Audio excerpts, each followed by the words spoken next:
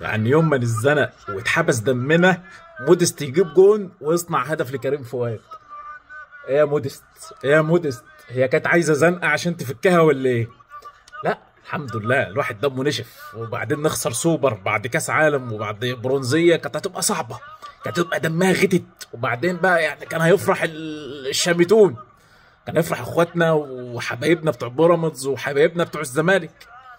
لكن نرجع ونقول كنا بنعنفك يا مودست عشان لمصلحتك، عشان تسجل، عشان يعني ما ترحمش قدام المرمى، تبقى جلاد الحراس. ده اللي احنا كنا عايزينه منك يا مودست. فسامحنا يا ابني، سامحنا، احنا كنا بنعمل ده لمصلحتك. اللعيبه ما كانتش عايزه تبصلك في الملعب النهارده عشان يعني دمك يغلى، دمك يفور، تطلع اللي عندك. فده حصل النهارده، وجلدوا الحراس رجع لكم يا دوري، او جلدوا الحراس جالكم يا دوري. فا 4-2 حلو قوي، ونقفل بقى على كده ونرفع الكاس وشكرا. شر ضيع الفرصه من ايديه في الدقيقه 112، كان ممكن يقتل المباراه بفرصه خطيره جدا على الاهلي في الشوط الثاني بعد ما ضيع في الدقيقه 105، وكان انقاذ رائع جدا من مصطفى شوبير قدام الاهلي. ما كنتش هتسجل وتعاقب الاهلي هيعاقبك، او بمعنى اصح الاهلي هيذبحك. ده اللي الاهلي عمله. الاهلي عمل فيلم حلو، او تقدر تقول كان فيلم شيق بالنسبه لنا.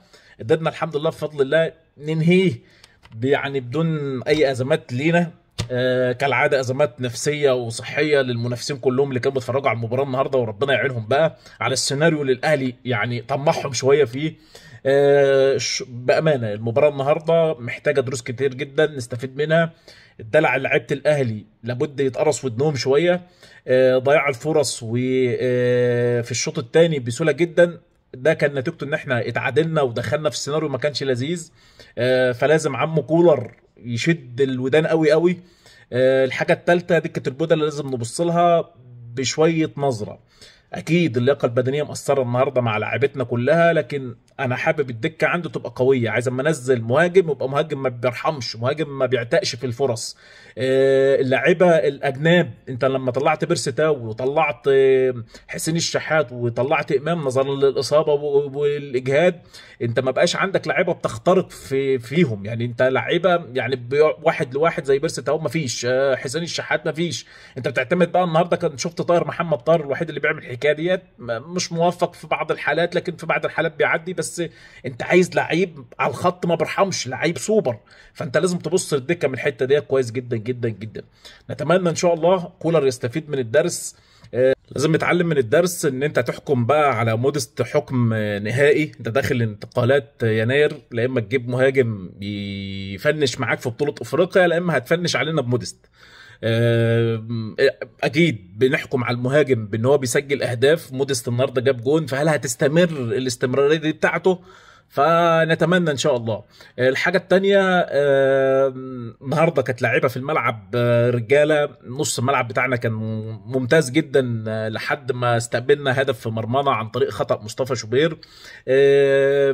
مروان عطيه كنا حاطين ايدينا على قلبنا في كل كره بخشها في الشوطين الاضافيين، خايفين يطرد من محمد عادل. فالحمد لله ان هو كان مكمل معانا في المباراه. ونزول اكرم توفيق في الجبهه اليمين مع كريم فؤاد اعطى حيويه هناك كتير جدا، واعطى حيويه لكريم فؤاد ان هو يعني ما يرجعش ورا كتير، وبالتالي كان بيشوفنا اختراقه. والهدف الثاني اللي هو سجله كان هدف حلو جدا. الاهلي النهارده سجل اهداف في الشوط الاول كانت جميله جدا، اختراق من نص الملعب لحسين الشحات و1 2 مع امام، وبعدين كهربا صنعها له وحطها جون، غرفها من فوق طبعا جنش، كانت جميل، هدف جميل جدا. الهدف الاولاني كمان بتاع كهربا النهارده برأسيه حلوه جدا من كورنر، ما سجلناش من زمان كرات ثابته، النهارده سجلنا. الحاجه الثانيه الهدف الثالث مودست طبعا كان روعه، كان روعه بصراحه. طبعا لما الراجل رفع الرايه يعني كان فرق كبير، يعني كان متغطى طبعا ونايم كمان. فالحمد لله ان هي ما كانتش اوف سايد. الحاجه الجون الرابع بتاع كريم فؤاد باسيست حلو قوي من مودست، شفنا بقى ضربات الراس بتاعته ظهرت هنا. فكريم فؤاد برضه غرفها من فوق جنش. فالاهلي يستحق الفوز. الاهلي طمع بيراميدز، طمع فيوتشر ان هو يكسب النهارده السوبر، لكن الاهلي دايما جلاد، الاهلي ما بيرحمش، الاهلي بتاع بطولات.